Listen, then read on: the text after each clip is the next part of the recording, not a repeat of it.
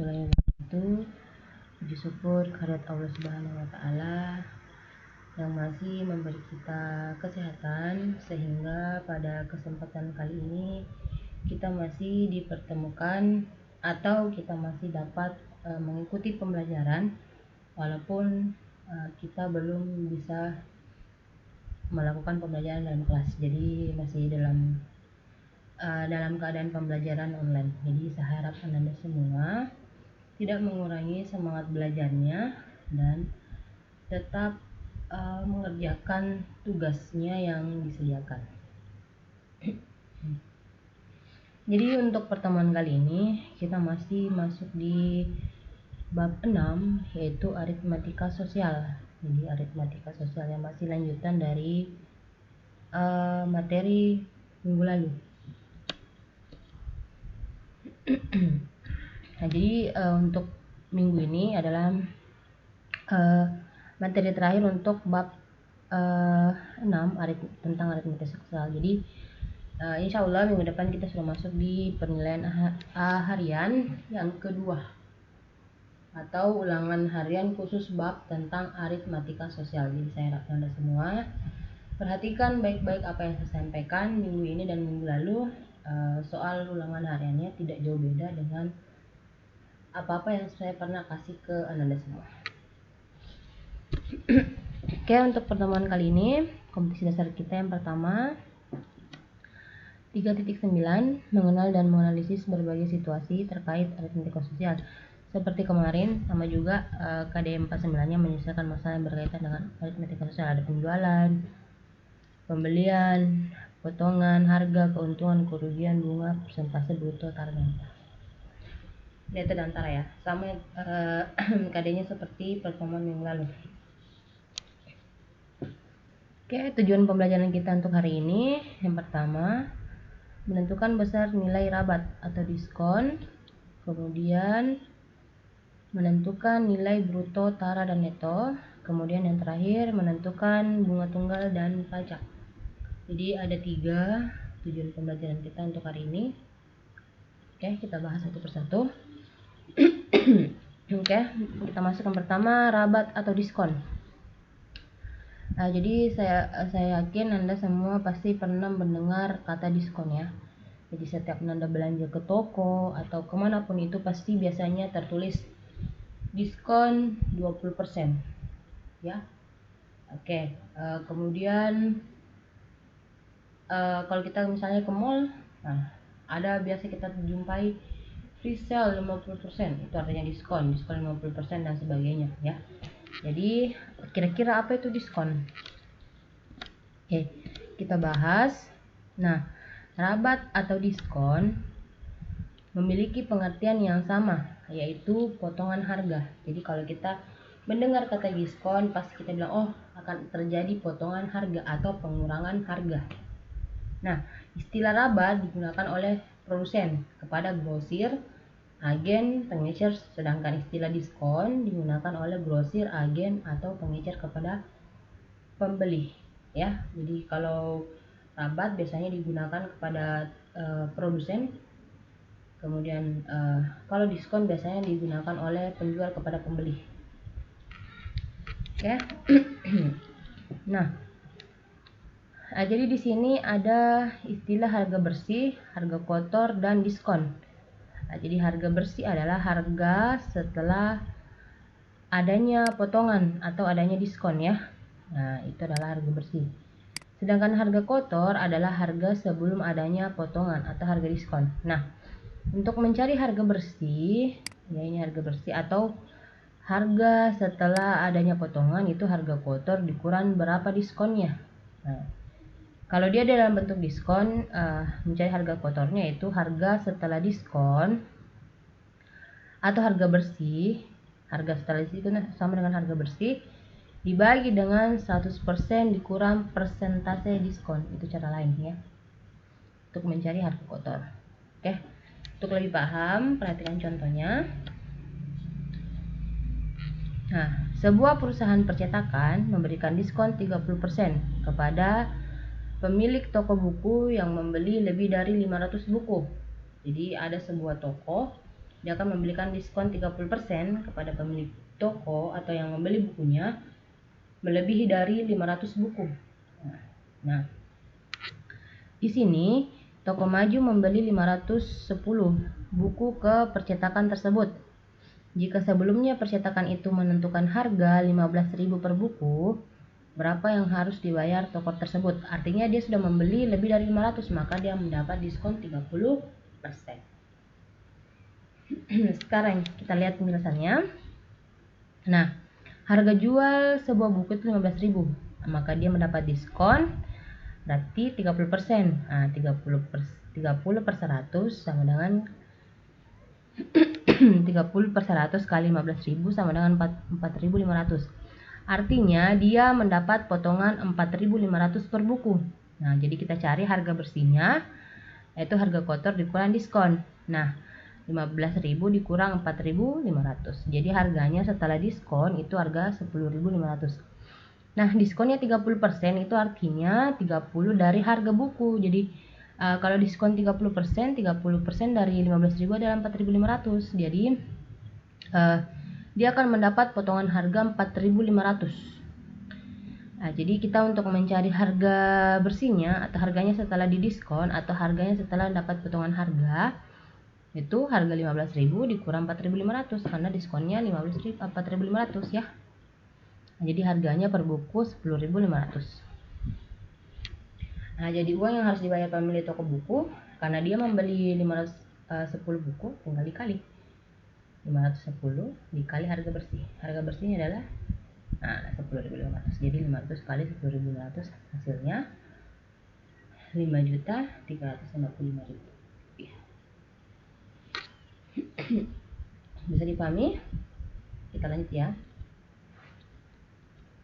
Oke, yang kedua ya, contoh yang kedua ya. Sama tadi contoh yang pertama, contoh kedua. Nah, di sini toko cahaya memberikan diskon 30% jika barang tertentu harus dibayar. Toko cahaya itu memberikan diskon 30% jika barang tertentu harus dibayar dengan 420.000. Berapakah harga kotor barang tersebut? Ya. Oke, diketahui harga bersihnya 420, diskonnya 30%. Jadi harga kotornya itu sama dengan, kita pakai cara yang kedua ya. Harga bersih dibagi dengan 100% dikurang persentase diskon. Harga bersihnya itu sebelum harga kotornya sama dengan 420. 420.000 dibagi dengan 100% dikurang 30% ya. Ini artinya harganya setelah didiskon ya. Ini harganya setelah didiskon. Jadi kita mau cari berapa harganya sebelum didiskon. Jadi 420 dibagi 100% dikurang 30 karena diskonnya 30%, maka 100 dikurang 30%. Jadi 420.000 dibagi dengan 70%. 70% itu sama dengan 70 per 100. 420 dibagi 70 per 100. Nah, ingat pembagian pecahan. Nah, suku kedua dibalik dan tandanya berubah jadi kali. Jadi 420 dikali yang dibalik. Nah, 100 per 70. Tinggal dikali 420 dikali 100 dibagi 70. Jadi 42 juta dibagi 70. Ini hilang. Ini hilang ya, tinggal 1. Berarti tinggal 4.200.000 dibagi 70 itu 600.000. Jadi harga kotor barang tersebut adalah 600.000. Jadi harganya sebelum didiskon itu 600.000. Setelah didiskon 30% itu harganya menjadi 420.000. Bisa dipahami ya. Ini mencari harga sebelum didiskon. Bisa dipahami ya. Oke, kita lanjut. Oke, bruto, tara, dan neto. Bruto, tara, dan neto. Jadi kira-kira apa itu bruto, apa itu tara, dan neto? Bukan bruto yang dimaksud di sini bukan anaknya Naruto ya, beda. Oke, jadi bruto yang dimaksud dalam matematika itu adalah berat kotor, yaitu berat suatu barang beserta dengan tempatnya. Misalnya saya membeli snack, beratnya snack itu 70 gram, tapi dengan pembungkusnya, berat dengan isi dan pembungkus. Itu dimaksud bruto ya, berat isi dan pembungkus atau tempatnya. Nah, untuk mencari bruto itu neto ditambah dengan tara. Jadi untuk mencari bruto, neto ditambah dengan tara. Oke, yang kedua, tara. Tara adalah potongan berat, yaitu berat tempat suatu barang. Nah, jadi tara adalah potongan berat, yaitu berat tempat suatu barang. Jadi kalau kita membeli snack, berat tempatnya itu disebut tara. Berat tempatnya saja, berat tempatnya disebut tara. Kalau kita membeli misalnya yang ada tempatnya, misalnya kita beli pulpen ya. Misalnya berat pulpen itu dengan dosnya itu 10 gram, maka pasti juga ada berat dosnya. Jadi berat tara itu artinya berat tempatnya saja, tidak masuk isinya. Bisa dipahami ya. Oke, jadi untuk mencari tara itu bisa bruto dikurang neto, atau tara sama dengan persen tara dikali dengan bruto. Biasanya taranya itu biasanya dalam bentuk persen kadang-kadang ya. Jadi untuk mencari tara biasanya persen tara dikali dengan bruto, atau kalau taranya diketahui langsung tinggal bruto dikurang neto. Sekarang apa itu kira-kira neto? Jadi neto adalah berat bersih, yaitu berat suatu barang setelah dikurangi tempatnya. Nah, jadi kalau neto itu artinya berat isinya saja. Nah, kalau tadi bruto berat tempat dengan isi, kalau tara berat tempatnya, neto adalah berat isi. Oke, jadi untuk mencari neto itu tinggal bruto dikurang tara. Tinggal brutonya dikurang tara, artinya berat keseluruhannya dikurangi dengan berat tempatnya, maka terjadi berat isi. Biasanya kalau kalian membeli atau melihat di tempat-tempat atau snack itu biasa tulisnya neto sekian gram, itu artinya berat isinya saja tanpa ikut pembungkusnya. Biasanya kalian biasa temukan di makanan ya, atau kalian membeli makanan, perhatikan pasti ada tertulis neto sekian gram kalau itu bentuk snack. Oke, kita lanjut contoh soal. Nah, seorang pedagang membeli 20 karung beras. Di setiap karung beras tertulis neto 80 kilo. Setelah ditimbang, berat seluruhnya adalah 1610 kg. Berapakah tara setiap karung? Nah, jadi yang ditanyakan adalah taranya. Jadi penyelesaiannya perhatikan, brutonya itu 1600, berat keseluruhan artinya bruto ya. Jadi 1600 kg. Kemudian netonya 20 karena setiap karung isinya 80 sementara 20 karung. Jadi kita lihat berapa netonya atau berat bersihnya, berat isinya itu 1600 kg karena ada 20 karung. Satu karung itu isinya 80. Jadi tinggal dikali 20 dikali 80, jadi artinya 1600. Kemudian untuk mencari taranya tinggal dikurang bruto dikurang neto. Nah, jadi brutonya 1610 kg sedangkan netonya 1600 kg. Nah, jadi ini tara untuk 20 karung. Nah, ini tara untuk 20 karung. Nah, yang dipertanyakan di sini adalah berapa tara setiap karung. Nah, jadi karena ada 20 berarti 10 per 20. Jadi taranya adalah 0,5 kg. Jadi tara setiap karung adalah 0,5 kg atau setengah kilo. Bisa dipahami ya? Oke, kita lanjut. Nah, kita masuk di materi selanjutnya. Untuk pertemuan kali ini itu bunga tunggal dan pajak.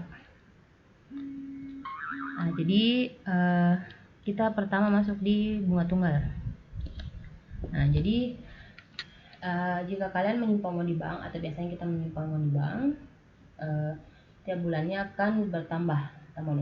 Tambahan uang itu biasanya disebut bunga, ya.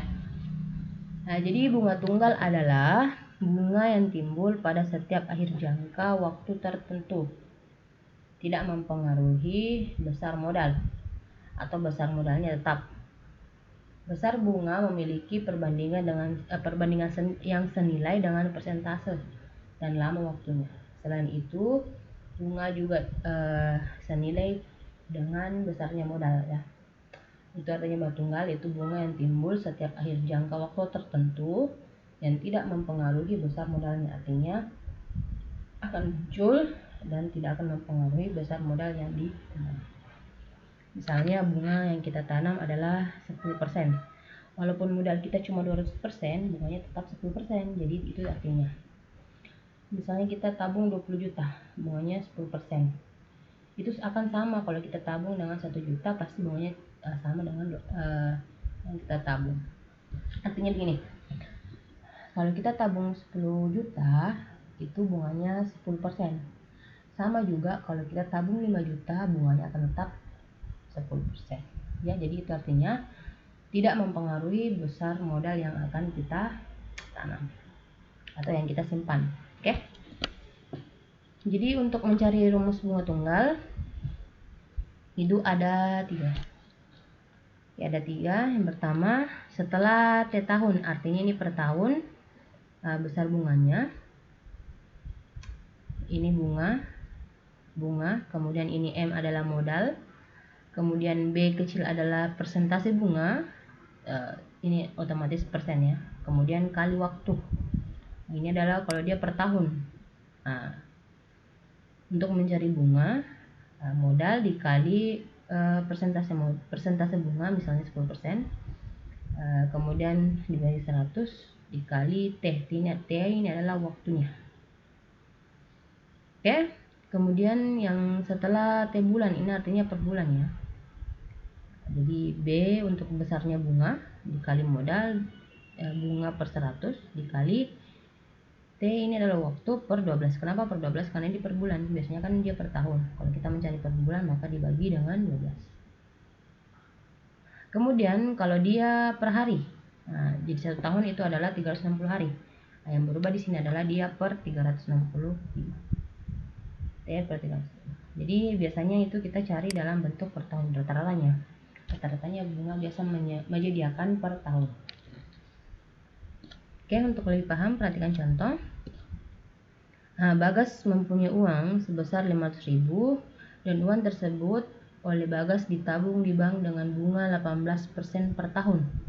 Jadi Bagas menabung 500.000, bunganya itu 18% per tahun. Berapakah bunga yang akan Bagas dapatkan setelah 1 tahun? Oke, berarti kita pakai cara yang pertama ya, per tahun ya. Nah, jadi modalnya 500, persentasenya 18%, lamanya 1 tahun. Berapakah bunga? Jadi tinggal bunga sama dengan modalnya, atau boleh ya, ini harusnya modal dulu dikali dengan bunga, tapi boleh seperti ini. Nah, 18% dikali 500 dikali 1. Kan waktunya 1 tahun ya. Oke, kemudian 18 per 100 dikali 500 dikali dengan 1. Nah, tinggal dibagi 18 kali 5 dibagi 100 itu 90. Jadi bunga yang akan Bagas dapatkan selama 1 tahun adalah 90. Ini tinggal dikali ya, atau bagi. Habis 18 kali 5.000 itu hasilnya 90. Oke, bisa dipahami. Jadi perhatikan saja berapa modalnya. Oke, lanjut. Nah, ini contoh yang kedua. 5 bulan yang lalu, Anita menyimpan uang di bank sebesar 700.000. Jika bank tersebut memberikan bunga sebesar 12% per tahun, berapakah jumlah uang Anita sekarang? Ya. Jadi ini Anita yang menabung 700.000 modalnya, kemudian bank memberikan 12% per tahun. Berapakah uang Anita sekarang? Oke, berarti Anita baru menabung selama 5 bulan ya. Oke, bunganya sama dengan 5 per 12 karena dia menabung 5 bulan, sementara bunganya per tahun dikali 12% dikali 700.000. Nah, jadi ini sama saja ya, 5 per 12.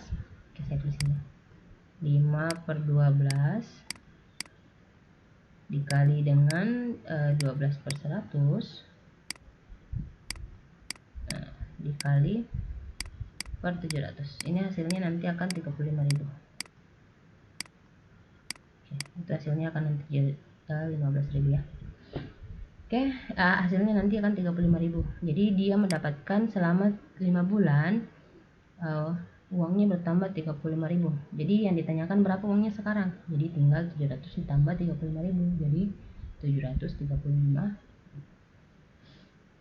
Bisa Anda pahami ya? Oke.